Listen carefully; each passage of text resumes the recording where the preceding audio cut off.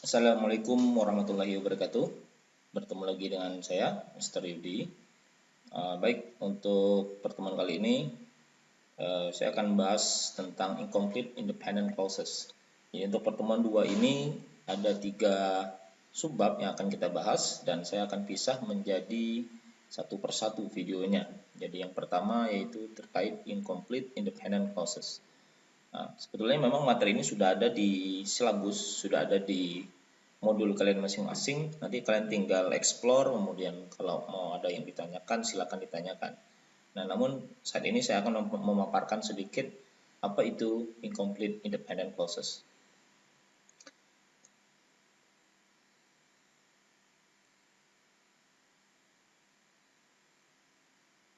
Baik, untuk clauses sendiri, seperti yang tertera di halaman 114 ya, itu ada 3. Yang pertama yaitu simple sentence. Nah, simple sentence ini terdiri dari satu clause saja. Clause itu komponennya ada subjek, ada verb, dan ada objek. Dan itu harus satu subjek, satu verb, dan satu objek. Itu disebut simple sentence, kalimatnya sederhana. Contohnya misalkan, the man took a vitamin pill. Nah, subjeknya di situ yaitu the man, kata kerja yang dipakai di situ yaitu took, verb 2 ya. And a vitamin pill itu sebagai objek. Jadi itu yang disebut simple sentence. Jadi satu subjek, verb, dan satu objek. Kemudian yang kedua ada compound sentence.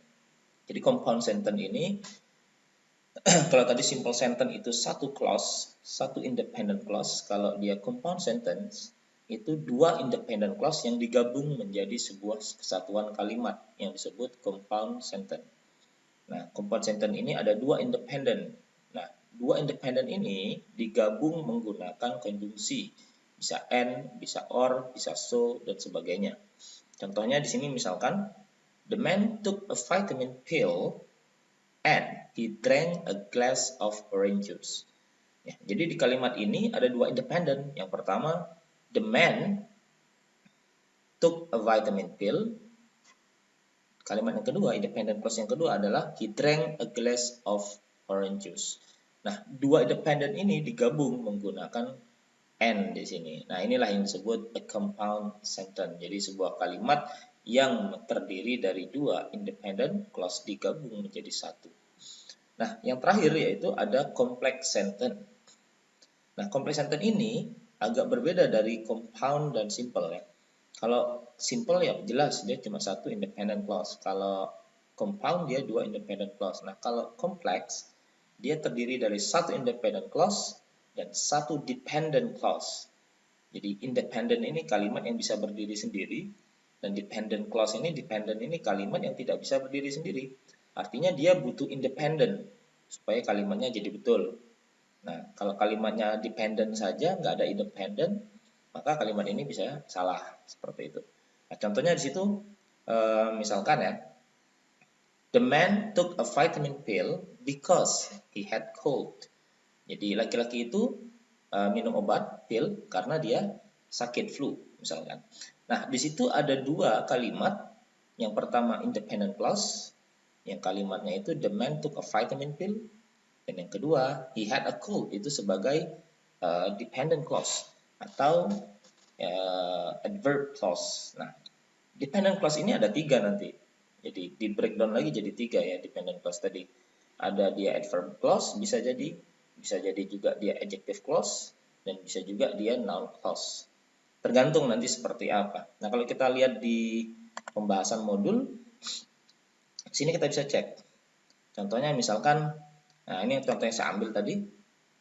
Ini kalau yang adverb clause ya, endingnya berupa adverb clause. Nah, cuma kalau endingnya berupa noun clause itu seperti apa? Contohnya gini, I didn't realize, ini dependent clause, that Nancy was here. Nah, ini sebagai noun clause. Nah, di sini ada penghubung that yang mengatakan noun clause-nya. Nah, kemudian kalimat yang terakhir misalkan yang adjective clause. Adjective clause nanti kita akan pelajari di video kedua ya. Contohnya gini, Tom walked to his office, which is located on Broadway, every day during the summer. Nah, independent clause-nya yang mana? Yang dicetak miring. Jadi, Tom walks to his office every day during the summer.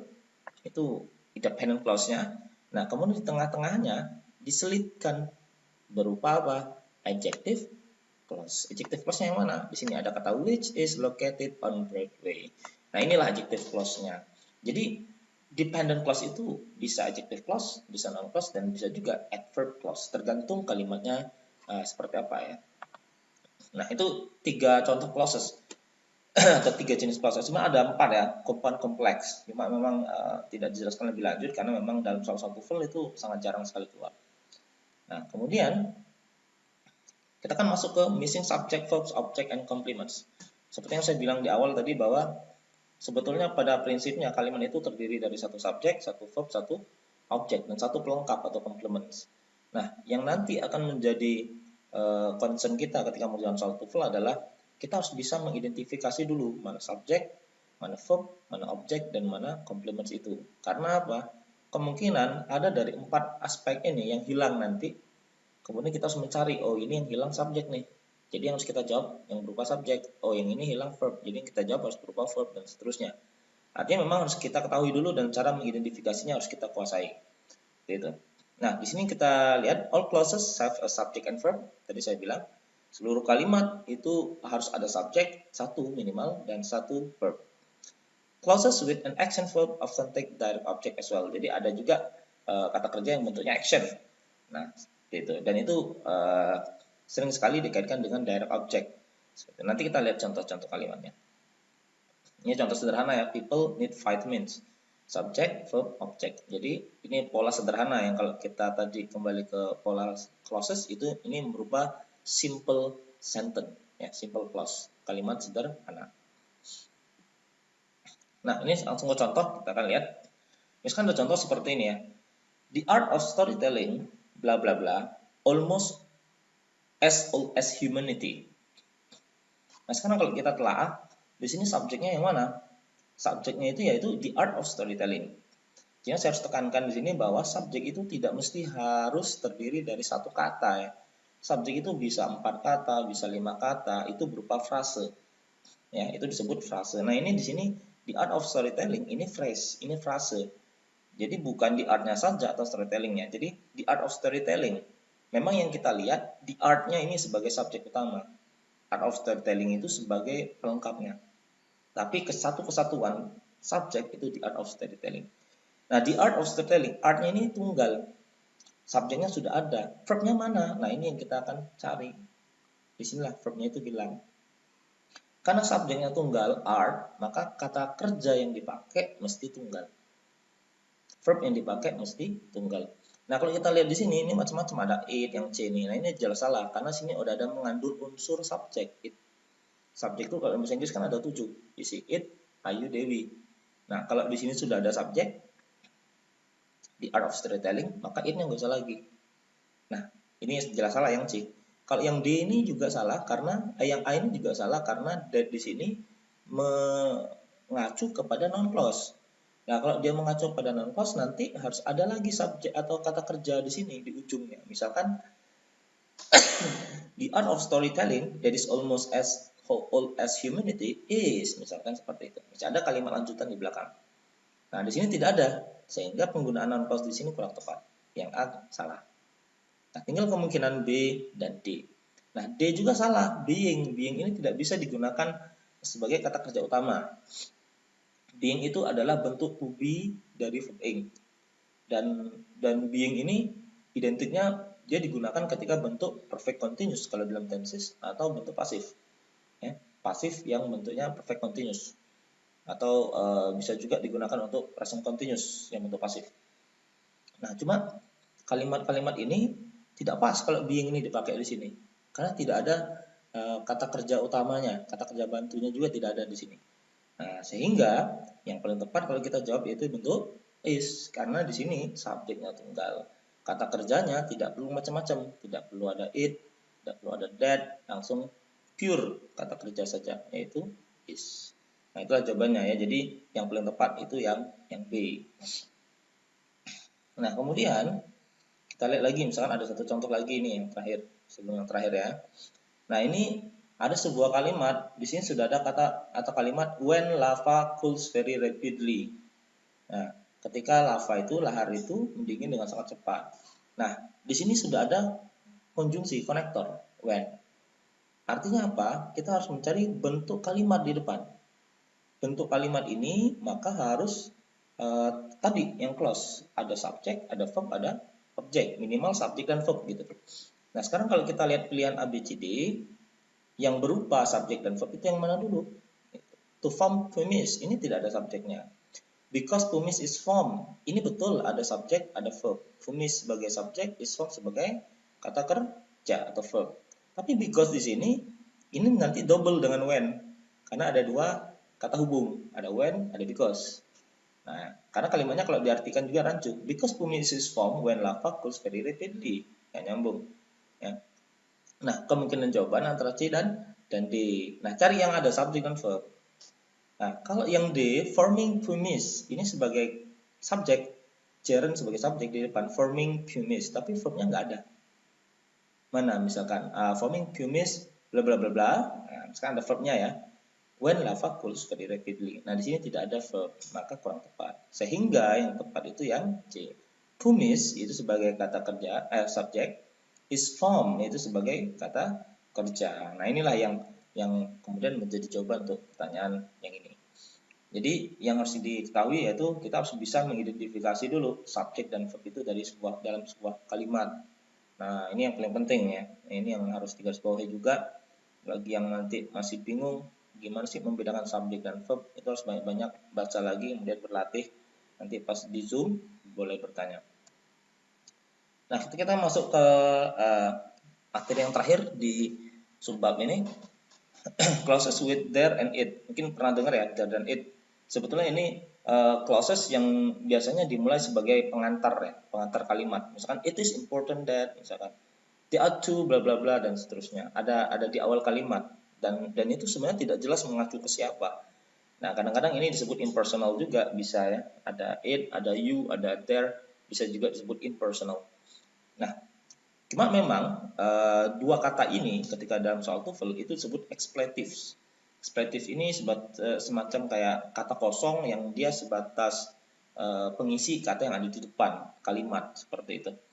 Nah, misalkan kita lihat contoh-contohnya nanti. Nah, ini polanya yang perlu diingat. Ada there, kalau ini pola there dulu ya.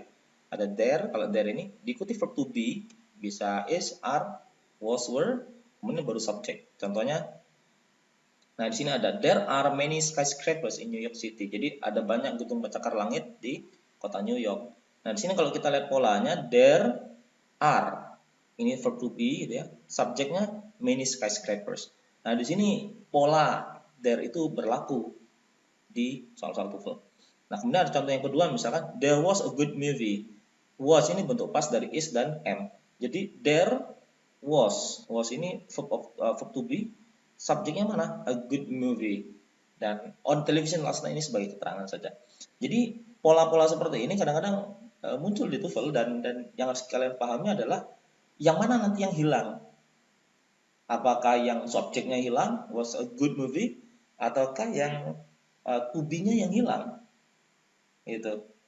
Nah, jadi yang harus memang betul-betul dikuasai yaitu tadi yang subjek verb objek itu missingnya di mana, hilangnya di mana.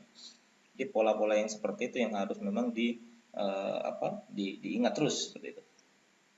Nah, kalau bentuk it itu ada 4 nanti pola-polanya. Kita lihat yang pertama situationnya ya kalau dia berpasangan nanti ada dengan adjective dan infinitive. Contohnya di situ ada it is important, is to be, important ini adjective, infinitive. Setelah itu diikuti infinitive, to be punctual. It's important to be punctual for appointments.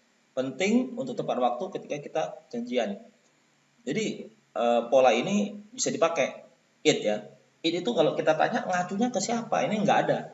Itu tuh cuma tadi introductory words. Introductory words in the beginning of sentence. Jadi dia tidak ada acuannya kemana itu. Gitu. Dia cuma bilang itu penting, itunya itu nggak tahu ke siapa, pokoknya itu penting. Gitu. Kemudian yang kalimat kedua contohnya, it was in 1959 that Alaska became a state. Nah ini jelas, verbnya was, adverbialnya tadi keterangannya tahun, adverbial of time-nya 1959, dan terakhir diikuti bentuk noun clause. Ini pola yang kedua ya. Pola yang ketiga, it takes long time to learn a language. It takes it sebagai expletive tadi. Kemudian takes itu sebagai verb, kata kerja, bukan to be, tapi kata kerja, verb to take. Kemudian time phrase, long time, jadi jangka waktu. Dan terakhir pakai infinitive, sama kayak yang bentuk nomor 1. Ya. Tapi bedanya kan nomor 1 dia pakai verb to be, kalau di nomor 3 ini dia pakai verb take. Yang memang benar-benar verb, gitu ya, verb take gitu ya. Verb yang bentuknya bisa berubah lah, sama dengan irregular verbs. Sama juga dengan to be, dia irregular verbs. Cuma dia lebih spesifik, verbnya bentuk to be, seperti itu kan nomor 1. Dan yang terakhir, it was David who did most of the work. Nah, ini agak sedikit berbeda dari nomor 1, 2, dan 3 karena setelah verb to be itu diikuti oleh kata benda yang kemudian nanti setelah kata benda itu diikuti oleh bentuk relative clause atau adjective clause. Nah, ini nanti kita akan kupas setelah part 1 ini selesai ya. Nanti ada part 2 nanti, dan itu akan di sana akan lebih jauh mengulik tentang relative clause atau adjective clause. Nah, tapi setidaknya ada 4 pola di mana it itu bisa digunakan dalam berbagai situasi dan kondisi. Jadi nanti harus harus diingat-ingat betul pola-pola mana yang kira-kira dia nanti akan keluar nih. Kita nggak akan bisa menebak atau bisa memastikan oh pola nomor 2 ini pasti keluar nanti di soal TOEFL. Enggak. Jadi you have master all of these 4 points gitu. Kita harus bisa menguasai 4 pola-pola ini supaya nanti ketika soalnya keluar ya kita sudah bisa menjawab pertanyaan-pertanyaan itu. Nah, mungkin ini satu soal sebelum saya tutup. Contoh satu soal terakhir misalkan, kita harus mencari kira-kira ini yang hilang apa. Misalkan gini, in Michigan over 600 feet deep. Nah, di situ ada blank ya. In Michigan blank blank blank over 600 feet deep. Nah, sekarang kalau misalkan kita pengen cari di sini kira-kira mana yang hilang gitu ya. In Michigan ini kan keterangan, artinya memang keterangan ini bisa letaknya di depan, bisa letaknya di belakang, itu fleksibel. Nah, tapi kalau kita lihat di sini kan yang di depan itu harusnya kan titik-titik blank blank blank over 600 feet deep in Michigan. Artinya titik-titik di depan ini pasti kemungkinan besar itu bentuknya subjek.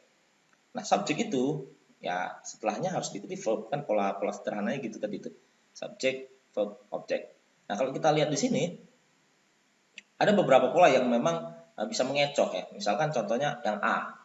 Salt itu bisa sebagai subjek, deposit bisa sebagai verb. Tapi kalau kita cerna betul-betul, salt deposit itu satu kesatuan, noun phrase, yaitu sebagai subjek. Jadi yang A-nya tidak ada verbnya. Kenapa kita harus cari subjek dan verb? Karena setelah titik-titik, lihat, over 600 feet deep itu tidak ada verbnya. Jadi yang hilang dari soal ini adalah subjek dan verbnya. Cukup cari subjek dan verb. Nah, sekarang kalau kita lihat di sini, having salt deposits yang C, itu pun sama. Having salt deposit itu subjeknya itu yang having. Salt deposit itu bukan sebagai verb, tapi dia sebagai phrase-nya dari having tadi. Jadi dia sebagai noun phrase seperti itu. Gerund di depan, having salt deposits, tidak ada verb. Maka hanya subjek. Nah, ini jelas salah. Jadi A sama C salah. Nah, tinggal B dan D. Where salt deposits are. Where salt deposits are ini kurang tepat karena polanya bukan pola kalau kita lihat di sini kurang pas lah. Kalau kita misalkan pakai pola yang D, karena kalau misalkan kita masukin where salt deposits are over 600 feet deep, maka di mana cadangan garam itu, maka kalimat ini agak rancu kalau diartikan dan tidak masuk secara makna, kemudian secara pola pun tidak pas. Ya, karena pola ini bukan pola pola inversi seperti itu, pola inversi kalimat ya. Nah, kalau kita lihat di sini yang D mengacunya yang paling tepat karena di situ ada kata there are. There sebagai subjeknya, are sebagai kata kerjanya. The are salt deposits of 600 feet deep. Nah, di situ sudah komplit, sudah ada verb dan ada subjeknya. Artinya apa? Unsur sebuah kalimat, kalau saya simpulkan dari awal tadi penjelasan, unsur sebuah kalimat itu minimal sekali ada satu subjek dan ada satu verb. Kalau dia menjadi compound sentence, artinya kan dia sudah ada dua independen. Artinya setidak-tidaknya dia ada dua subjek dan dua verb.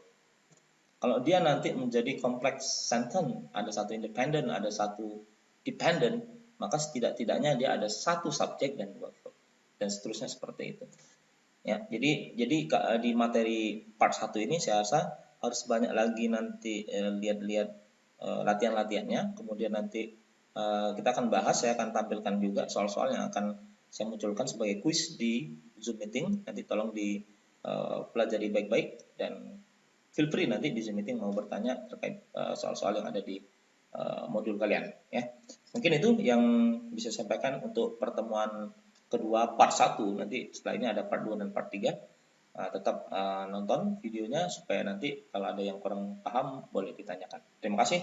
Assalamualaikum warahmatullahi wabarakatuh.